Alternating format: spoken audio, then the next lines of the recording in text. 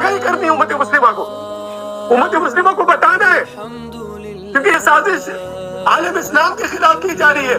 امت مسلمہ کے ہر فرد کا فرض ہے کہ اس سازش کا تریاق کرے، وہ متحد و متفق ہو، اور جتنے بھی منافقین ختم نبوت ہیں، جتنے منافقین ہیں، آپ ان کی تاریخ اٹھا کے دیکھیے پاکستان کے فوج کے خلاف اور پاکستان کے جو فقراء ہیں ان کے خلاف جو ہے نا وہ خواہ کہیں نہ کہیں پروگرامات کر،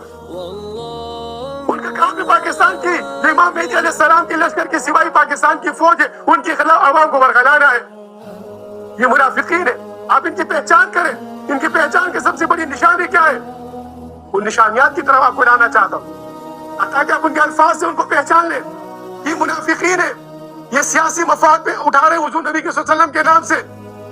یہ صرف اپنے الیکشن کے لیے، اپنے ووٹ بینک بنانے کے لیے حضور نبی کریم صلی اللہ علیہ وسلم کا نام استعمال کر رہے ہیں، عقیدہ ختم نبوت کے نام پہ سیاسی مفادات حاصل کر رہے ہیں۔ ان لوگوں کی شر و فتنوں سے بچنا ہے، ان کے شر و فتنوں سے امت مسلمہ کو آگاہی ہونی ہے۔ امت مسلمہ کے یہ جو کرنل آرائس کی طرح اندر سے اسلام کو نقصان پہنچا رہے ہیں، اسلام کو اور پاکستان کی بقا کو نقصان پہنچا رہے ہیں، ان کے خلاف فقراء کا کام ہے امت مسلمہ کو آگاہی کرنا، اور آپ کا کام اس آواز کو جو اس آواز سن رہے ہیں یہ امت مسلمہ کے ہر فرد تک، ہر گھر تک پہنچانے کی کوشش کریں۔